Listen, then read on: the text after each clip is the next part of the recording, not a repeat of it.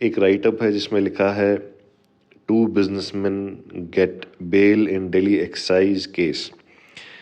दी Hindu newspaper में छपा था। तो क्या हमें ये जानकारी नहीं हासिल करनी चाहिए कि दिल्ली एक्साइज केस क्या है, क्या ये पॉलिसी क्या थी?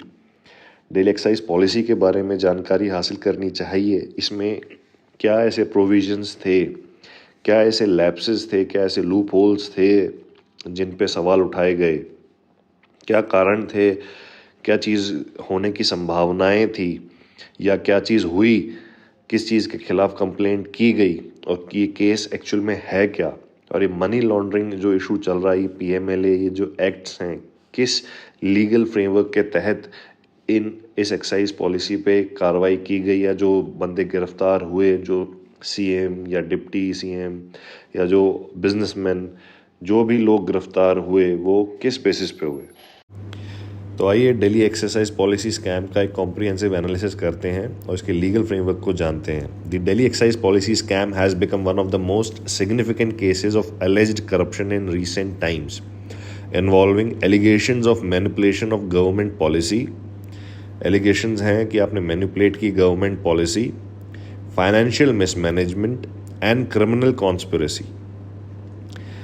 This controversy revolves around the Delhi Excise Policy 2021-2022, which aimed to restructure the liquor trade in Delhi। इसका एम था कि वो लिकर ट्रेड को रिस्ट्रक्चर करे दिल्ली में। However, due to allegations of undue favoritism, bribes and procedural violations, it led to criminal investigations by CBI and ED। Undue favouritism हुए, शायद bribes दी गई या प्रोसीजरल वायलेशंस किए गए, जिसके तहत एक इन्वेस्टिगेशन के अंदर आ गया, सीबीआई और ईडी इसमें शामिल हो गई। ये जो डिटेल्ड राइटअप है, इसमें कुछ एक चीज़ें जो हम कवर करेंगे वो हैं Delhi excise policy 2021-2022 and it's की प्रोविजंस। उसके प्रोविजंस क्या थे। दूसरा जानेंगे कि अलेज्ड स्कैम क्या था, उसके लीगल एस्पेक्ट्स क्या हैं, legal framework under which arrests were made. ये अरेस्ट जो हुई वो किस लीगल फ्रेमवर्क के तहत हुई, including specific laws like PMLA, IPC and the prevention of corruption act. तो सबसे पहले दिल्ली एक्साइज पॉलिसी 2021-22 की प्रोविजंस एंड ऑब्जेक्टिव्स। जो दिल्ली एक्साइज पॉलिसी थी 21-22 की, was introduced by the Delhi government with the following objectives. सबसे पहला ऑब्जेक्टिव था revenue generation. Policy aimed to maximize state revenue through liquor sales by introducing new business models and enhancing tax collection। Tax collection को enhance करके और नए business models को introduce करके cell बढ़ाने की कोशिश थी, रेवेन्यू जनरेट करने की कोशिश थी कुल मिला के। प्रमोशन ऑफ प्राइवेट प्लेयर्स को प्रमोट करना था। The policy sought to privatise liquor distribution and sales by allowing private players to enter the market, potentially reducing government monopolies and inefficiency. जो गवर्नमेंट की मोनोपली है और जो उसकी इनएफिशिएंसीज है उसको रिड्यूस करना था और प्राइवेट प्लेयर्स को शामिल करना था, बढ़ावा देना था। Consumer friendly approach, by increasing the number of retail liquor shops and encouraging competition, the government aimed to provide consumers with better services, ease of access and competitive pricing। Competition बढ़ा के government का M था, मुद्दा हासिल करना था कि consumers को बेटर सर्विस प्रोवाइड कर सकें, ईज ऑफ एक्सेसिबिलिटी बढ़ा सकें और कॉम्पिटिटिव प्राइसिंग दे सकें। Transparency in licensing. The policy focused on an open bidding process for retail zones to eliminate monopolies and irregularities। इसके प्रावधान क्या थे, की मुख्य प्रावधान, की फीचर्स ऑफ द पॉलिसी। सबसे पहला, retail licence allocation. The policy divided the national capital into 32 retail zones and allowed private players to bid for licences to operate within these zones. 32 retail zones में इसको divide कर दिया गया, national capital को। Allowed private players to bid for licenses to operate within these zones। Bidders could win licenses for more than one zone। Bidder एक से ज़्यादा zone के लिए लाइसेंसेज बिड कर सकते थे। But the intention was to break monopolies and promote fair competition। Reduction in government control. Unlike the previous system where Delhi government directly controlled liquor sales through its own outlets, this policy shifted control to private players। Government से private की तरफ। Expansion of liquor shops. Policy allowed for the opening of more liquor outlets, ज़्यादा liquor outlets खोलने के लिए provision provide किया गया, with around 849 retail vents planned for the city, making alcohol more accessible and reducing illegal sales. New norms included provisions for super premium stores for high-end liquor products. नए norms में provision थे super premium stores के भी high and liquor products शामिल करने के प्रावधान भी थे. Licensing fees, high auction prices and licensing fees for retail zones were expected to boost state revenue. The policy introduced a fixed excise duty for various categories of alcohol, aiming to prevent tax evasion, ताकि tax evasion से बच सकें. Promoting consumer safety, provisions were included to enhance the safety of liquor products, ensuring quality control and discouraging the sale of counterfeit alcohol. Rules on MRP, maximum retail price, were enforced to ensure standardized pricing. Why the policy turned into a scam? ये policy में इतनी सारी चीज़ें तो आपको लगा होगा कि ये स्कैम में कैसे बदल गई. Although the Delhi excise policy had several laudable objectives, it soon came under scrutiny and due to allegations of corruption, favoritism and procedural violations. Controversy unfolded as follows. सबसे पहले allegations of favoritism in license allocation. Private companies reportedly linked to influential political figures and businessmen were alleged to have received preferential treatment in the allocation of retail licenses. हर जगह घूम फिर के favouritism आ जाता है. जिसके पास power है वो अपने हिसाब से प्रोविजंस को, चीज़ों को, रूल्स रेगुलेशंस को घुमाव देता है. The bidding process initially intended to promote transparency. Bidding process में इनिशियली इंटेंशन था कि ट्रांसपेरेंसी को बढ़ावा दें. Was reportedly manipulated to benefit certain players, undermining the fairness of the policy. But हो गया उल्टा. फेवरेटिज्म होने के कारण फेयरनेस जो थी पॉलिसी की उस पर क्वेश्चन मार्क उठे. Bribes and kickbacks. The policy allegedly became a mechanism for certain firms to offer bribes to government officials and bureaucrats to receive favorable terms, such as lower licensing fees, tax reductions, and relaxed compliance norms. These kickbacks were allegedly laundered through shell companies, overseas accounts and other covert financial mechanisms. ऐसा कहा जाता है, अभी exact इसकी जानकारी नहीं है. Manipulation of policy terms. The policy's terms were purportedly altered and its implementation, relaxing the compliance norm that had been advertised at the time of auction. Policy के टर्म्स के साथ कहते हैं कि मैनिपुलेशन हुआ, उसकी इम्प्लीमेंटेशन जो है उसमें कुछ अल्टरेशन किए गए. रिलैक्सिंग द कॉम्प्लायंस नॉर्म, जो कॉम्प्लायंस नॉर्म्स उसको रिलैक्स किया गया. This manipulation benefited specific bidders. इस मैनिपुलेशन से कुछ स्पेसिफिक बिडर्स को शायद फ़ायदा पहुंचा. Undermining the competitive nature of the bidding process. जो कॉम्पिटिटिव नेचर होना चाहिए बिडिंग प्रोसेस का उसको अंडरमाइन, उसको एक क्षति पहुंची इसके कारण. And resulting in revenue losses for the Delhi government. Revenue का लॉस हुआ कुल मिला के इसके कारण दिल्ली गवर्नमेंट को.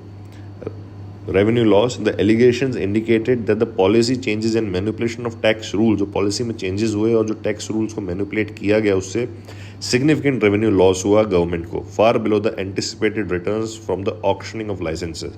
Violation of legal procedures. The deviations from legal frameworks in the implementation of the policy, including bending the licensing process and disregarding certain excise laws, led to an erosion of public trust and transparency. Deviation from legal frameworks in the implementation of the policy, जिसमें शामिल है bending the licensing process. Licensing process को change किया गया. Disregarding certain excise laws, कुछ excise laws को भी disregard किया गया. Led to an erosion of public trust and transparency. Legal provisions, arrest and investigation. In response to these allegations, the CBI and ED launched investigation into Delhi excise policy scam under various legal provisions. Several businessmen, government officials and political leaders were arrested under the following laws. सबसे पहला law था Prevention of Money Laundering Act 2002. As per the PMLA was extensively used by ED in this case as the bribes and kickbacks involved in the policy manipulation allegedly resulting in money laundering. आखिरकार हुआ money laundering इसके कारण, तो इसको money laundering के पूरे gambit में शामिल कर लिया गया, जो भी ये पैसे वैसे चल रहा था हिसाब किताब. This was the main legal tool employed to investigate and arrest key figures in the scam. Section 3 जो है पीएमएलए का, ऑफेंस ऑफ मनी लॉन्ड्रिंग, ये डिफाइन करता है, defines money laundering as the act of disguising illegal proceeds as legitimate assets और funds. In this case, the accused allegedly converted illicit funds from bribes into real estate, foreign account and assets. जो accused है, जो जिस पे आपने allegation लगाई है, वो उस पे वो क्या करता है, पैसों को जहाँ से ब्राइब आई या कुछ और कहीं से पैसे लिए कुछ चीज़ें करने के लिए, वो पैसे लीगली तो आए नहीं, कोई कमाए नहीं, उन पैसों को कन्वर्ट कर देता है रियल एस्टेट में या फॉरेन अकाउंट्स में, कोई असेट बना लेता है. तो ये एक मनी लॉन्ड्रिंग का एक हिस्सा बन जाता है. ED used this provision to trace the money trail from bribes and kickbacks in the excise policy scam. Section 4 है punishment for money laundering.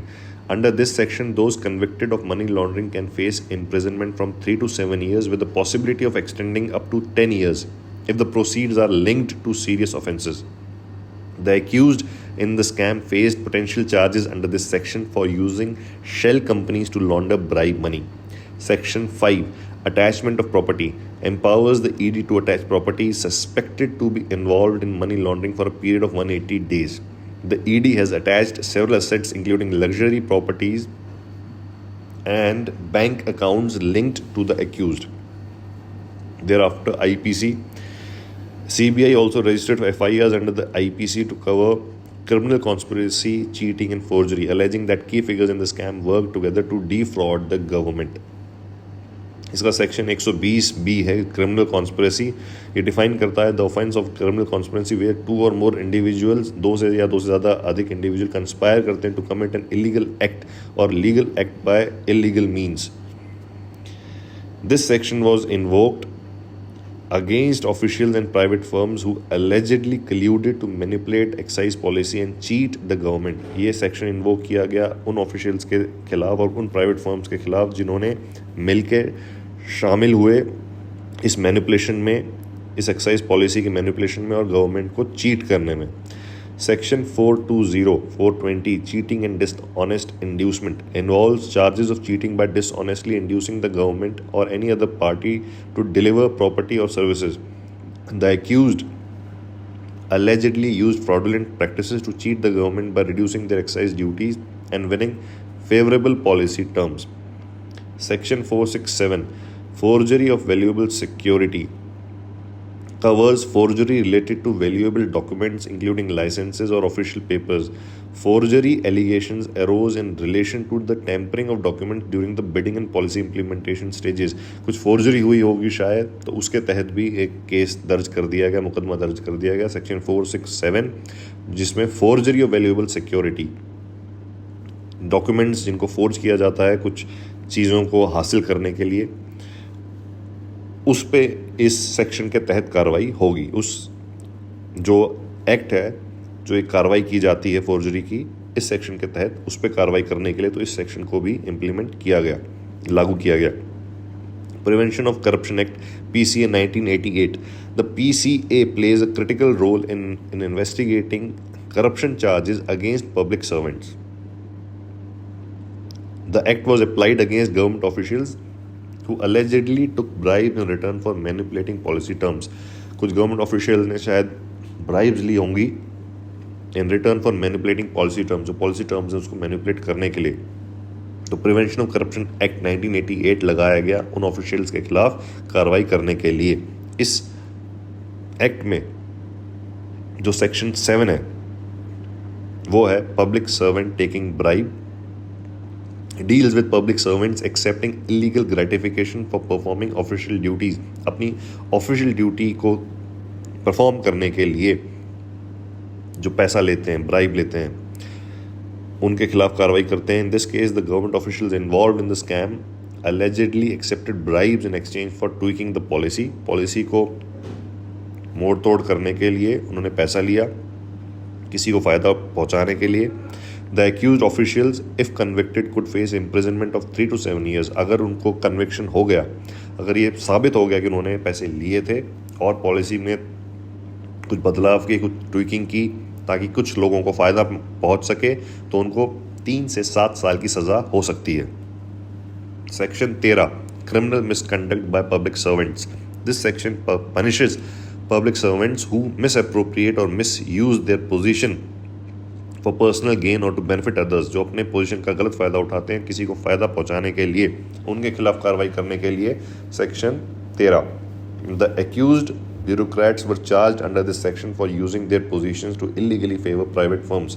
So section 13 deal करता है criminal misconduct by public servants.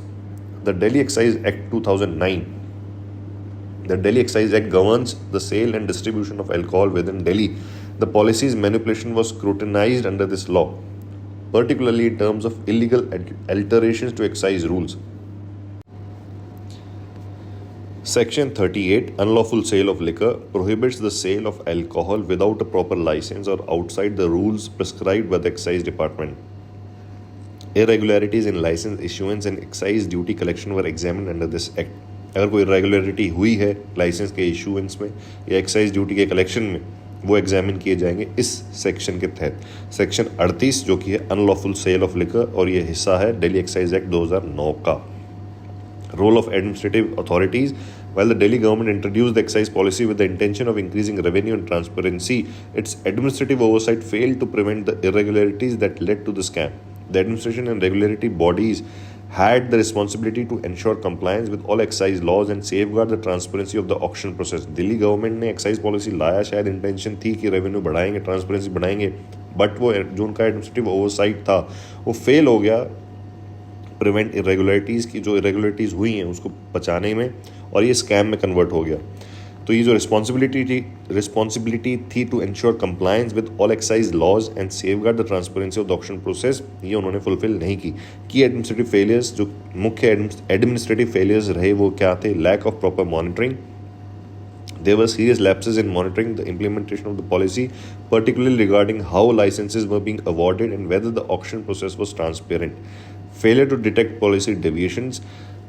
The alterations made to the policy post-auction to benefit specific private players went unnoticed for a considerable time, contributing to revenue loss. जो alterations हुए हैं policy में post-auction benefit करने के लिए कुछ private players को, वो नोटिस में नहीं आए फॉर अ कंसिडरेबल टाइम, काफ़ी समय तक, जिससे काफ़ी रेवेन्यू लॉस हुआ. कंक्लूजन क्या है? Delhi excise policy scam has raised important questions about the role of government policy in fostering corruption. The investigations under laws like PMLA, IPC and prevention of corruption act continue to reveal deep-seated issues of bribery, money laundering and favoritism in the administration of the policy. Going forward, stricter oversight and regulatory reforms may be needed to prevent such incidents from recurring.